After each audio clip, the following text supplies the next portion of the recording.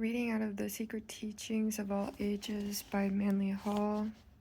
Firstly, we'll read this first paragraph.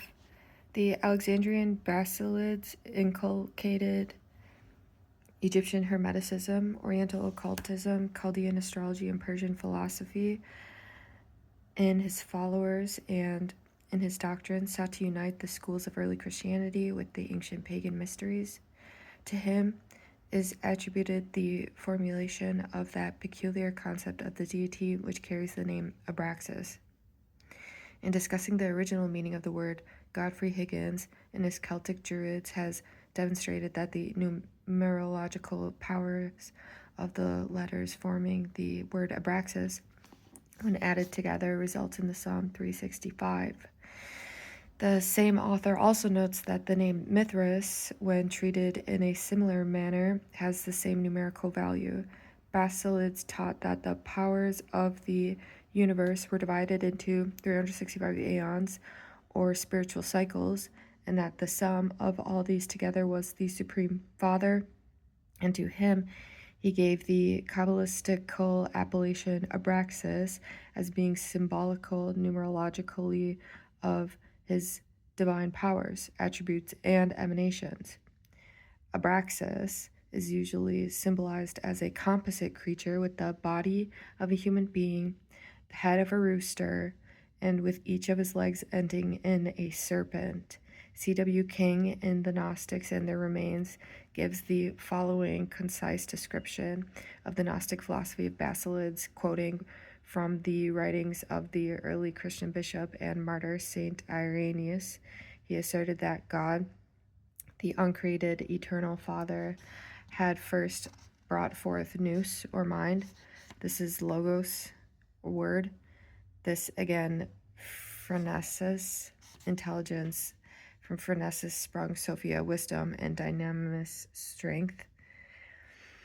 In describing Abraxas, C.W. King says Bellarmine considers the composite image inscribed with the actual name Abraxas to be a Gnostic pantheos, representing the Supreme Being, with the 5 emanations marked out by appropriate symbols from the human body, the usual form assigned to the deity, spring the 2 supporters, nous and logos, expressed as in the serpents, symbols of the inner senses, and the quickening understanding, on which account the Greeks had made the serpent the attribute of Pallas.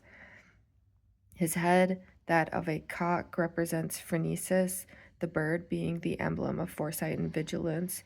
His 2 arms hold the symbols of Sophia and Dynamis, the shield of wisdom and the whip of power.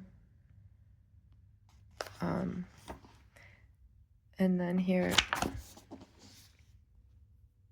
is just the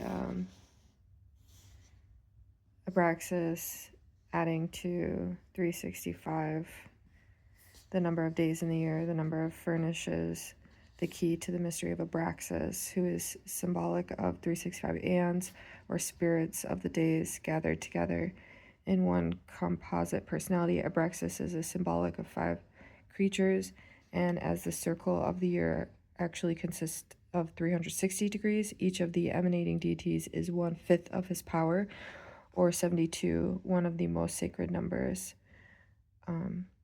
in the Old Testament of the Jews and in the Kabbalistic system. This same method is used in finding the numerical value of the names of gods and goddesses of the Greeks and Jews. And I will quickly just nod. The Old Testament of the Jews. Okay. Just need to acknowledge that. Now, here in the Secret Doctrine, it is said, just as the IAO of the mysteries were distinct from Jehovah, so was the latter IAO and Abraxas of some Gnostic sects identical with the god of the Hebrews, who was the same with the Egyptian Horus. This is in Matter's collection of such gems. There is a Horus seated on the lotus inscribed Abraxas IAO, an address exactly parallel to the so frequent ice zet serabi on the contemporary heathen gems, and therefore only to be translated by Abraxas is the one Jehovah. But who was Abraxas? And as the same author shows, the numerical or Kabbalistic value of the name Abraxas directly refers to the Persian title of the god Mithra, ruler of the year, worshipped from the earliest times under the appellation of Io, thus the sun, in one aspect, the moon, or the lunar genius, in another generative deity, whom the Gnostics saluted as thou that presidest over the mysteries of the Father and the Son, who shinest in the nighttime, holding the second rank, the first Lord Death. So Abraxas is Mithras. 163. Back in the secret teachings of all ages.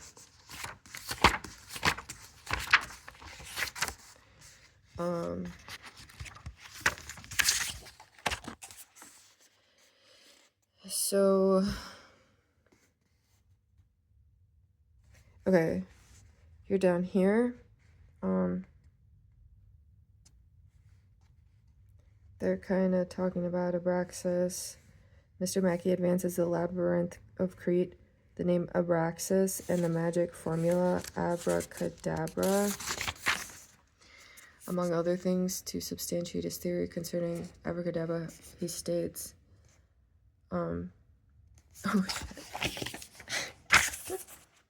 but the slow progressive disappearance of the bull is most happily commemorated in the vanishing series of letters so emphatically expressive of the great astronomical fact. For abracadabra is the bull, the only bull. The ancient sentence split into its component parts stands thus: abracadabra, i.e. abr, the bull, akkad, the only, and c, akkad, is one of the names of the sun, given him in consequence of the shining alone.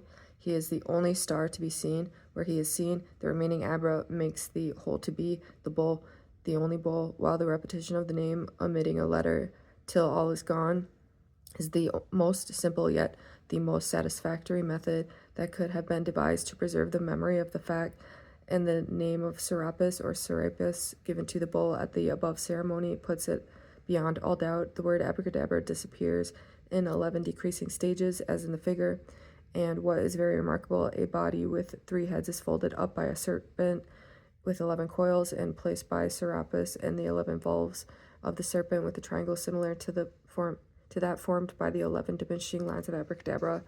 So yeah, I guess Abraxas is derived from the words abracadabra. But okay, basically, that was just kind of like a small overview of everything I could find about Abraxas.